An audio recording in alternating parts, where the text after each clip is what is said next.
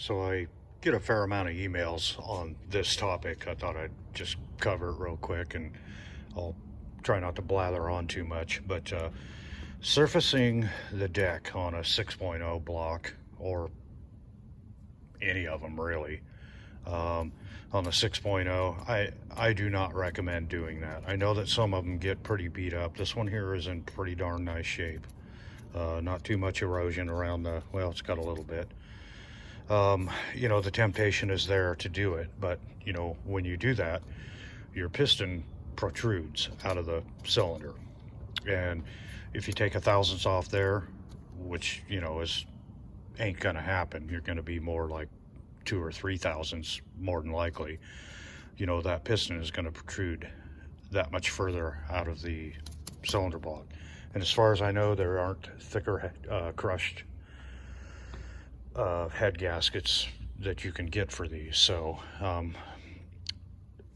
that's enough on the block. I mean, I just wouldn't do it. You're moving that piston closer to the valve when it's open at the critical point, by that much, however much you take off of this. I'm sure there's, I've seen blocks that have been decked. I've seen blocks that have actually, I think the process is spray welding them and then restoring them to the proper deck height. But, we're talking, we don't have much clearance in there between our valves and our combustion chamber, where our injector has plenty of clearance, but the glow plug sits in there at an angle. It comes in right here, and it could actually, I've seen where they've touched that crown in there in the combustion chamber. There's a couple of other issues with that too. But now on the cylinder head, so I've measured cylinder heads. This is a virgin cylinder head because it has the looks like you handed a monkey hand grinder, and I mean, you can't feel it, but you can see it. It's just whatever they were using to surface these blocks. I mean, you can see the marks there too. So this is a virgin head, and I've measured lots of virgin heads, and the spec is 3.7380 to 3.400, and they're all over the place. There's no precision there, and I've seen them 3.755, I think is the thickest one. And the way you're going to measure that, I mean, this isn't clean, so I'm not going to get a very accurate measurement. I tried to clean it off a little bit. I think this came in at 3.7400, and if you machine a head, if you have a head that's machined, you want to check both ends, because not bad mouthing any machinists here, but I've seen where they've just thrown it in their table and away they go. Wouldn't actually, you should measure in all four corners, and I'd say a half a thousandths would be acceptable on these, because horseshoes and hand grenades, why not? International did it. They recommend that you don't surface these heads, I mean, whatever. They've got 100 to 120 thousandths of lifter preload, and that seems like an awful lot to me. And they did reduce the length of the push rod by 1 millimeter, the updated push rods, which is it's about 39 thousandths, which is, that's quite a bit, really, especially when you're talking lifter preload. The only problem that I've seen, and like I said, 3 to 5 thousandths on these on a virgin head is kind of my limit. If it needs any more than that, then you should probably put it in the scrap iron barrel. But there is a valve recession spec for these too. I'm going to say, I think it was 13 to 27. I would shoot for 20 on these, and that's adjustable. But if you're going to put that kind of money into a used cylinder head, then buy a new head.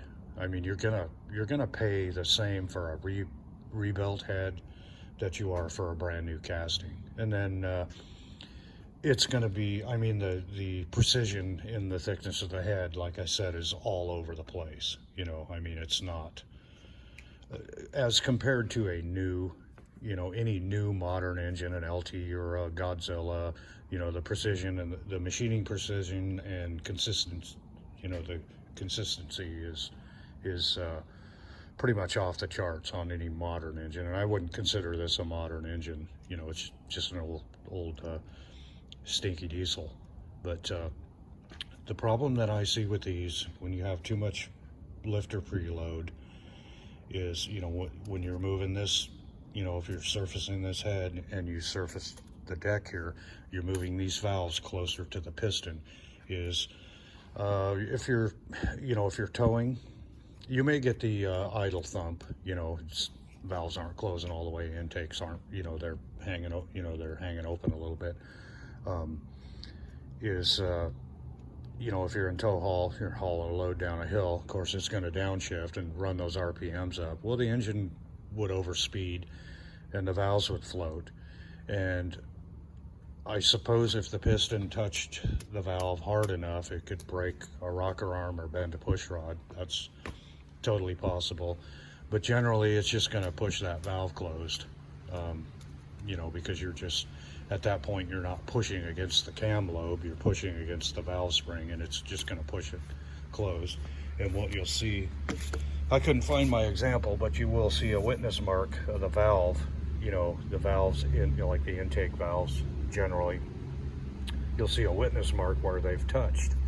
And it didn't bend anything or hurt anything. Like I said, if it hits hard enough, it's going to break a rocker or bend a push rod. But you know, that's the only issue that I see with them, you know, over the years, you know, on a basically a stock engine.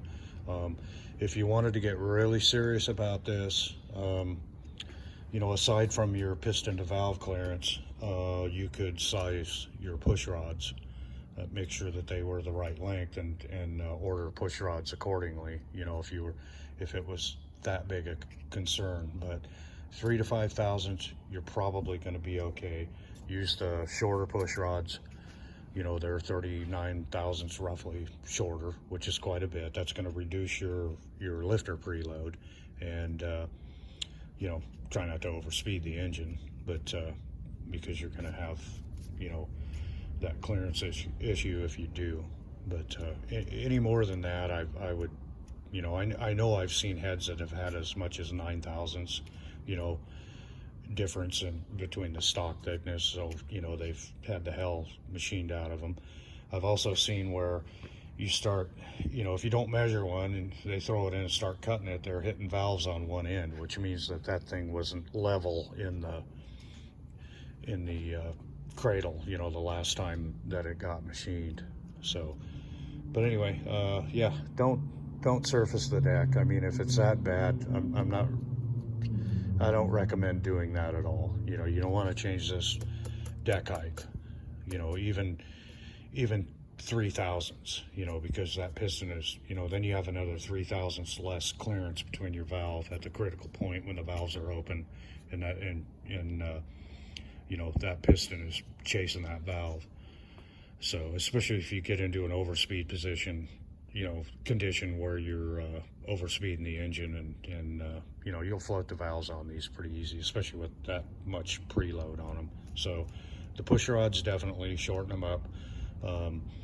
3 to 5 thousandths on the cylinder head, you're gonna be fine. And you know, there's machinists out there, oh my god, yeah, by today's standards, no, this thing doesn't even come close. The machining, you know, the consistency and accuracy, this engine isn't even going to come close to that, and never will. I mean, you could probably do that, but you'd have a ton of money in it and a lot of hours. So, and they seem to do just fine. But you know, on these horseshoes and hand grenades, that's basically what they are. The only thing you got to worry about is overspeeding the engine. You want to try to reduce your lifter preload, and make sure that your valve recession is within spec. And I'm going to say 20 thousandths on that, you know, not 13, which that's the lower end of the spec, but you know, give it as much as you can. So, but if you got to go through all that on it, you might as well buy a new head. But there again, you're going to be, you know, if you measure the head, the inconsistency and the thickness of the head is like pretty, you know, horseshoes and hand grenades. So anyway, that's my theory on the on all of this crap. So have a nice day.